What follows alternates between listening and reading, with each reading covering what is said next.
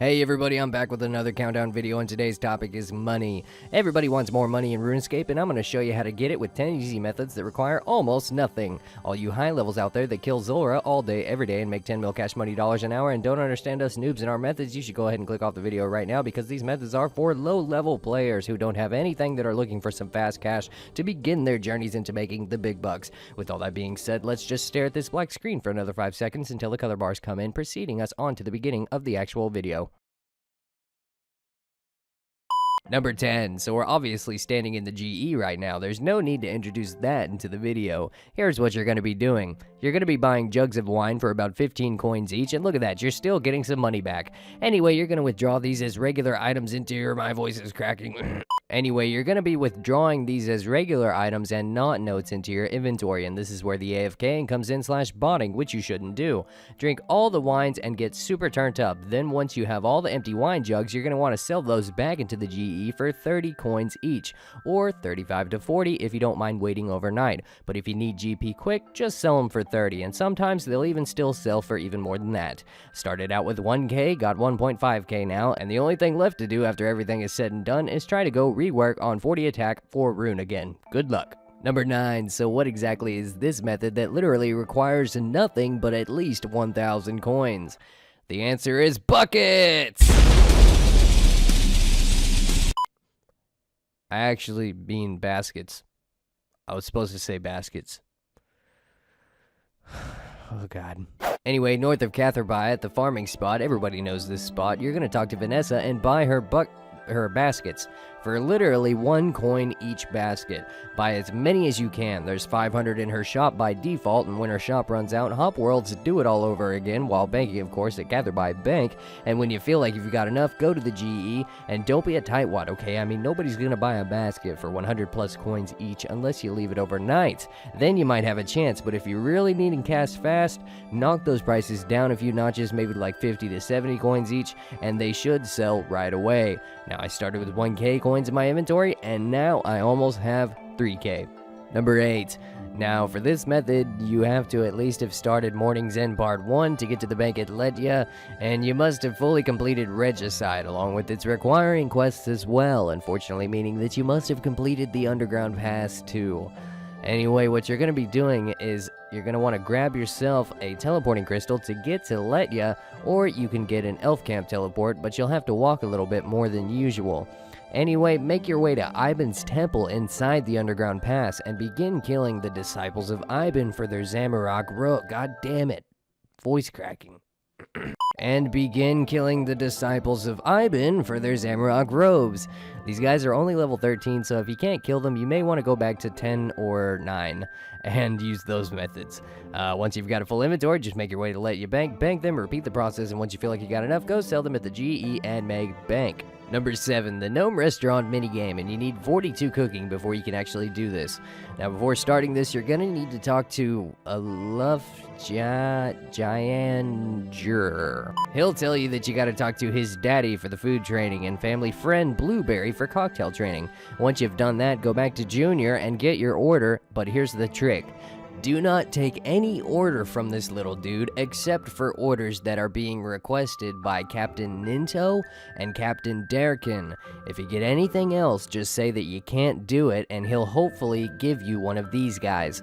Ninto's under White Wolf Mountain and Derkin is in the dueling arena. The reason why you want these two is because there's a chance that they may give you a gnome scarf among other items that are worth a pretty penny.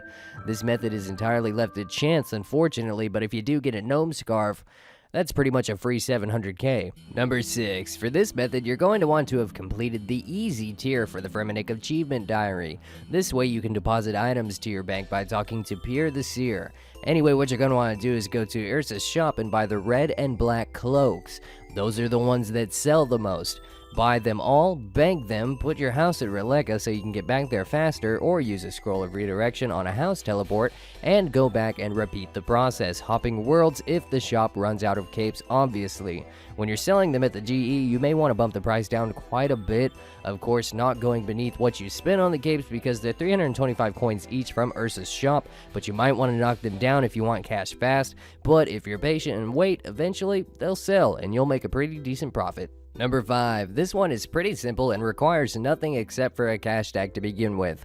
Buy a full iron set in the GE manually, meaning buy the shield, legs, helm, and plate, and then convert it into an actual armor set in the GE, and then sell it back and you'll get a little bit of profit. Straightforward and simple. Number 4. For this method, you're going to want to have completed the Heroes quest so you can recharge your glory amulets. You're going to need some cash, an air staff, a shitload of unpowered orbs, 66 magic, and a shitload of cosmic runes. And what you're going to want to do is start in Edgeville, take out 81 cosmic runes, and fill the rest of your inventory with 27 unpowered orbs. Go through Edgeville's dungeon, make your way through that little wilderness area, don't get PK'd, cast Charge Air Orb on the air obelisk, and you're good to go. Watch Game of Thrones or something like that for the next 30 seconds, and repeat the process. Check out that price difference between a regular unpowered orb and an air orb. And I'm assuming that if you do this to make better orbs, you'll make even more money too. Number 3, for this next one, you're going to have access to Keldagrim, meaning you must have at least started the Giant Dwarf quest. And you're going to need at least 1 mil cash too, unfortunately. You can do one of 2 methods here. You can do gold leaves or limestone bricks. Go to the stone mason shop at the southwest side of Keldagrim and buy the leaves for 130 coins each, or the limestone bricks if you don't have enough money for the gold leaves, because they'll sell on the stone mason shops for 27 GP each, but sell on the GE for about 200 each, and gold leaves will still sell for about 140 to 150k each. So it's a great method if you have enough money to start it off. Number 2. This method requires the completion of the Tai Bwo Wannai trio quest, and you're going to want to buy some trading sticks from the GE. Don't worry, they're pretty cheap, and we'll get to why you need them in a moment. Anyway, make your way to Tai Bwo Wannai village, and you're going to want to trade and buy all the raw Kawambrons you can carry. By default, there's 8 in stock, so you're going to have to world hop, and once you've got a full load, then you're going to want to walk north a bit and trade Rio Nasta and bank those raw Kawambrons, and you need the trading sticks to be able to actually do that with him, and you're going to repeat the process. Guys, PKers use these things all the time, and PKers eat these things all the time, so there's always going to be demand for them, and if you cook them, you'll make even more money. Number 1, for this method you do not need any money at all, but you do need 15 construction, and you'll need 40 if you want a butler, which will make this process so damn easier, and I highly recommend it. But anyway, make yourself a workshop room and begin taking off the wall all the saws your inventory can hold, and then you give them to your butler. Make him bank your saws and continue collecting them from the wall. All you gotta do is spam click the tools on the wall and keep pressing the number 1 over and over. If you do that enough and go sell them to the GE, they're little less than 300 coins. And behold, one of the easiest money-making methods that most players have no idea about. Thanks for watching, guys, and real quick, I'd like to thank all these people who have donated to the channel via the support button on the channel, and I cannot thank you guys enough, but what I can do is read your names. So thank you Rune Punks, Aaron Parrish, Lake Boardman, Delark, Fabian Gordon, Mr. Snazzy01, Matt Steele, PC, Nick Brandlemayer, Nemerus, Ryan R, Rick White, Aussie Warrior, A Black Guy Talks About, Mr. Smitty, I Am Censored, Willie the Kid 44, X Lucifer, and Not Richie Simmons. Thank you guys. Not Richie Simmons. Thank you guys, and to the rest of you, thank you for watching this video. I hope it helped you out, because you're helping me out just by watching it. And as always, if you know what I should count down next, post it in the comments, and I'll try to make it happen.